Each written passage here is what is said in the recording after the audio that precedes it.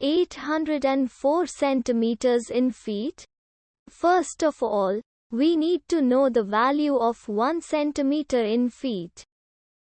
It's always 1 centimeter equals 0.03280839895 feet. Now we have to multiply 0.03280839895 by 804.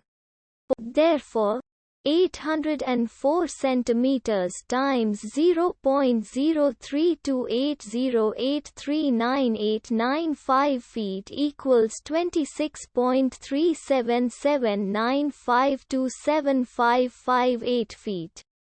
So, in other words, 804 centimeters equals 26.37795275558 feet. We hope you have enjoyed this video. Please like and subscribe to our channel for more videos like this.